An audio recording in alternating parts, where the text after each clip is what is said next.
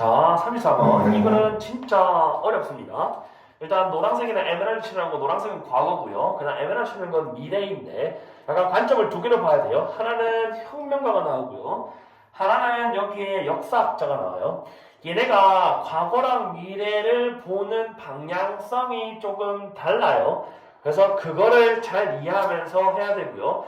본인이 이걸 잘 이해해서 요 정도 끊어놓고 요거는 선생님은 개인적으로 역사학자가 과거랑 미래를 이용하는 느낌의 문장이고요. 여기는 이제 혁명가들이 과거를 통해서 미래를 만들어내고요. 오히려 역사학자들은 미래의 관점이 과거를 해석하는 방법에 영향을 미치고 있으니까 역사학자들도 미래의 결과를 알고 과거를 집필한다. 근데 여기서 미래의 결과가 어떤 미래의 결과라면요. 잘 들어보세요. 정리 한번 해줄게요. 6.25 전쟁이 일어났어요. 근데 그 당시에는 사람들은 이거를 몰라요. 이게 어떻게 될지. 하지만 역사학자들은 이미 그 결과를 알고 역사를 쓰는 거예요. 그런 점에서의 미래적 결과라고 이해하면 돼요. 이 미래를 지금 현재를 기준으로 미래 가는 게 아니고 여기에 있는 과거의 사건으로부터 미래, 이것을 바탕으로 역사를 집필한다. 그래서 미래의 관점이, 오늘날 우리의 미래의 관점이 과거를 해석하는 게 조금 달라진다 정도 이해하면 이 글은 아마 괜찮을 거예요. 한번 쌤이랑 같이 가볼게요. 불구하고 with all, for all, not with standing 되는데 일단 괜찮아요. 필요 없고 과거랑 미래 사이에서의 차이점, 그리고 것은 것인데 발생했던 거랑 또 비투용법이네요. 뭐뭐 할 예정이다. will이죠. 비투용법 여기는 will이에요, 얘들아. 그러면 것은 것인데 일어날 것 사이에서의 차이가 있음에도 불구하고 당연히 과거랑 미래는 차이가 있음에도 불구하고 가주어, 진주어, that 이하가 제한된다. 그럼 that 이하는 뭐냐면 과거에 대한 우리의 이해는 항상 영향을 받았어요. 항상 영향을 받았대요. 어디에 대한? 우리의 관점인데 그 미래에 대한 우리의 관점에서 영향을 받는다. 이게 쌤은 개인적으로 여기 혁명가 말고 역사학자 개념으로 이해하면 돼요.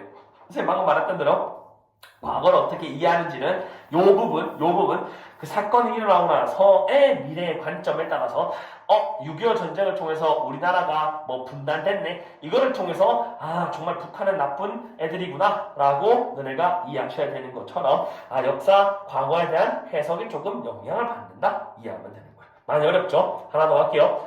그리고 이제 혁명가들이에요. 혁명가들은 항상 봐왔다. 방향성이 달라요. 혁명가들은 과거를 먼저 보는 거예요.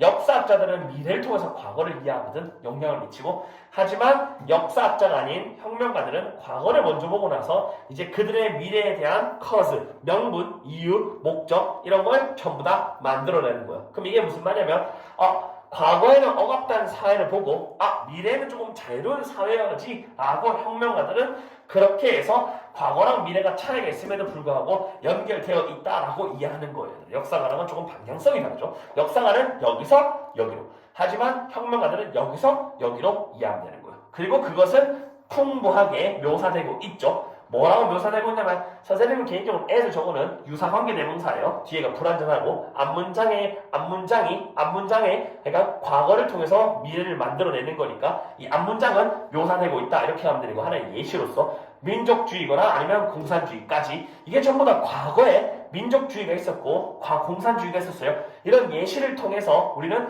미래에는 어떤 미래를 만들어내야지 라고 혁명가들은 생각하는 거고, 민족주의 예시는 뭐 한국의 독립운동 있고 프랑스 혁명 있고, 그리고 공산주의 같은 경우는 너네 알죠? 뭔가 평등하게 살아야 되지만 국가가 통치하는 거죠. 이런 거에서 뭔가 문제가 있었겠죠. 그래서 여기서 뭐 러시아 혁명이나 중국 혁명 같은 거, 공산주의들 이런 거에 과거를 통해서 우리가 미래에 어떤 사회를 만들어야지라고 결정하는 게 바로 혁명가들이에요. 그리고 중간에 미래는 뭐냐면요. 미래는 그래서 이제 너네가 꿈꾸는 혁명가들 입장에서의 미래는 has often been seen, 보여져왔다, 다양하게 봐줄 수 있는 거예요. 뭐냐면 하나는 잃어버린 시대에 대한, 시간에 대한 회복으로 받을 수 있는 거죠.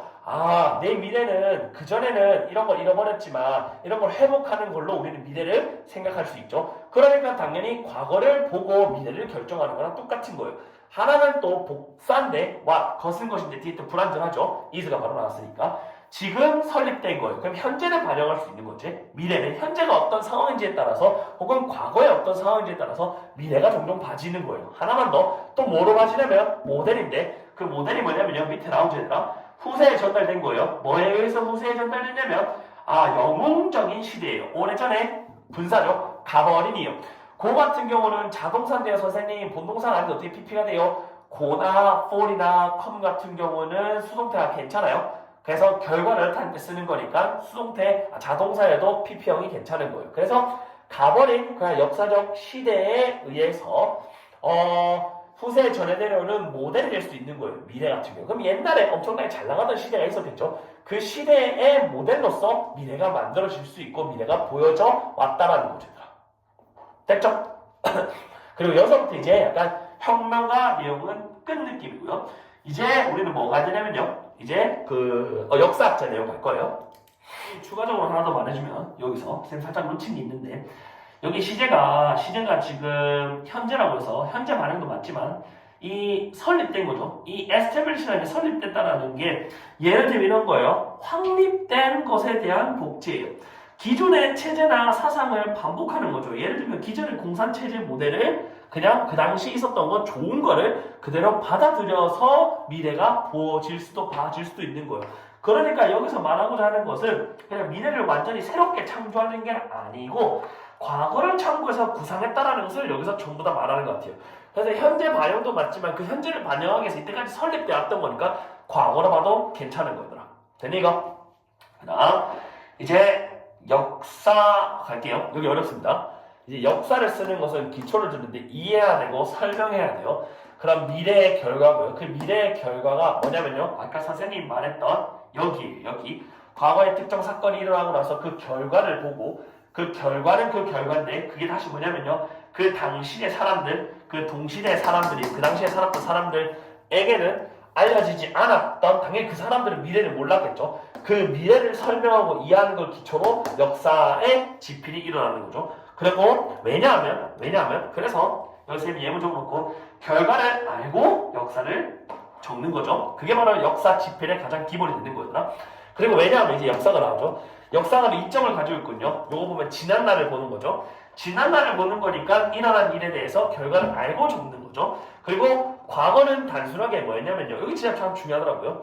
미래인데 지금 보면 우리의 과거죠. 아까 여기 지금은 여기에요. 지금 보면 우리의 과거죠. 그 과거에 그러니까 그 과거를 미래라고 보는 거죠. 그 당시에. 그럼 미래에 대한 축적이기 때문에 요런 거 그 특정 사건이 일어나고서 그 결과가 그 당시에 사람들을 몰랐지만 그 결과를 가지고 우리는 역사를 지필하니까 이 결과를 이해하고 설명할 수 있어야 되는 게 바로 역사적 라이팅이죠. 라고 이해하면 되는 거예요. only, nothing more than only입니다. 이렇게 이해하시면 되고요. 역사학자들은 그래서 하고 싶은 말이 뭐냐면 여기 말했던 대로 미래의 우리의 관점에 따라서 역사 해석이 달라지는 거예요. 이 관점에 따라서 만약에 우리가 전쟁을 했는데 우리가 뭐 졌어요. 혹은 진 걸 가지고 우리의 이 역사를 판단하고요. 뭐 역사의 어떤 이점에서 다른 나라가 우리를 침입해가지고 뭐 했어요. 그러면 그거를 가지고 우리는 역사를 지필하겠죠. 그렇게 그 시점으로부터 미래 느낌을 이미 알고 역사를 적는다라고 이해하면 돼요. 이 미래가 현재를 기준으로 미래가 아닌 것만 너네가 아마 이해하면 될 거예요. 뭐 챙길 거는 뭐 없고요. 센스 정도 이해하면 되고 센스가 때문에로 쓰인 거 나머지는 괜찮죠. 오른쪽 건 안 봐도 되고요. 마무리 볼게요. 그래서 또 보세요. writer 되면 글 쓰는 의도랑 반대죠. 어떤 역사를 보는 게 아니에요. 역사를 항상 미래를 만든다고 보면 안 돼요. 오히려 이 글은 미래가 뭘 만드는 거예요. 이 역사 입장에서 봤을 때 미래가 과거를 만들어야죠. 과거가 미래를 만드는 게 아니고 그래서 과거가 미래를 만드는 게 아니고 오히려 이것은 역으로 봐줘야 돼요. 앞문장은 그러니까 과거가 미래를 만드는 게 아니고 이 과거가 미래를 만들어내는 거는 역으로 봐줘야 돼요. 뭐와 함께라면 과거와 함께. 근데 그 과거가 뭐냐면요. 그 과거가 뭐냐면 미들 목적어 분사로 보면 되죠. 이 중간에 가로 치니까 그 과거는 뭐냐면요. 미래에 대한 우리의 방향성에 의해서 만들어지고 있는 과거의 입장으로 봐야 되는 거예요. 이게 무슨 말이냐면 뒤에서 갈게요. 그래서 과거에 대한 이해 측면에서 과거는 꼭 뭘로 만들어져야 돼요?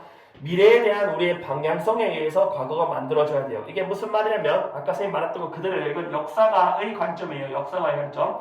여기에 우리가 미래에 대한 이 오리엔테이션 향한 이쪽 측면에 의해서 과거가 만들어지고 있다 정도 아마 이해하면 이 빈칸 추론은 괜찮을 거예요. 근데 그 미래가 현재를 기준으로 미래가 아니라 그 사건을 기준으로 미래죠. 그쪽 그 미래가 어떤 미래이냐에 따라서 만들어지고 있는 게 바로 과거고 이 미래에 따라서 과거는 다르게 해석될 수 있다 이해하면 되는 거예요. 자, 최종 정리하면 혁명가들은 과거를 통해서 미래를 만들어내지만 역사가들은 그 어떤 과거의 어떤 일어났던 시점의 미래적 그 결과를 가지고 과거를 해석하는 게 달라진다 정도 이해하면 되는 거예요.